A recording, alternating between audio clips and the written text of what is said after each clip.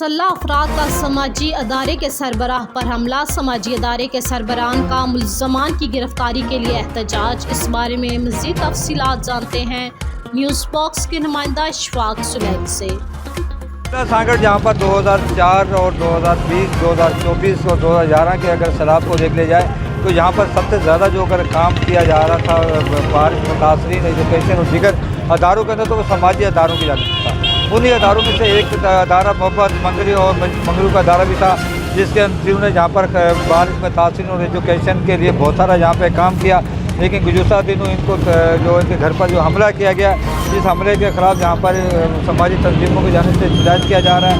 ان کا یہ کہنا ہے کہ ان کے گھروں کا جو ہے ان کو روکا جا رہا ہے جہاں پہ سانگڑ کے عوام کی خدمت کرنے کی۔ اس پر ہم بات کر لیتے ہیں کیا وجوہات تھی، یہ سب کیا کہیں گے؟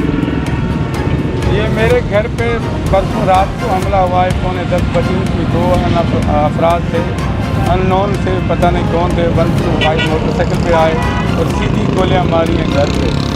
تو کوئی جانی نقصان نہیں ہوا ہے، خدا خیر کیا ہے، لیکن یہ بالکل قاتلانہ حملہ ہے اور یہ قتل کر چکا ہے بندہ جس نے بھی یہ عمل کیا ہے۔ کیا چاہتے ہیں آپ؟ ہم اس کی مذمت کرتے ہیں، حکومت سے مطالبہ کرتے ہیں کہ سانگڑ سے ان کے جوابدار کو فوری طور پر گرفتار کیا جائے۔ اچھا جی، یہ ہمارے وزیر صاحب سانگڑ میں سول سوسائٹی کے اہم کردار ہیں، ان کے گھر پہ جو ہے کل رات حملہ ہوا ہے، اس کی ہم مذمت کرتے ہیں اور ایس پی صاحب سانگڑ سے گزارش کرتے ہیں کہ وہ اس میں ملوث جوابداروں کو فوری طور پہ گرفتار کر کے یہ جو سول سوسائٹی میں بے چینی ہے اس کو ختم کیا جائے۔ اور ڈسٹرکٹ سانگڑ ایک پرامن ڈسٹرکٹ ہے اور اس پرامن ڈسٹرکٹ کے اندر اس طرح کی جو انتشار پھیلانے کی کوشش کی ہے، اس کی ہم سخت لفظ مذمت کرتے ہیں۔ یہ اس وقت مذمت جو ہے ہر طبقہ کر رہا ہے، کیونکہ یہ سماجی تنظیمیں جو ہے سانگڑ کے اندر کوئی بھی قدرتی آفات آ جائے ایجوکیشن کے حوالے سے جو بھی یہاں پر جو صورتحال ہے اس کے اندر ان کا بہت زیادہ کام ہوتا ہے، اور ان کا یہ مطالبہ ہے کہ فوری طور پر جو ملزمان تھے ان کو گرفتار کر کیفے کردار تک پہنچایا جائے۔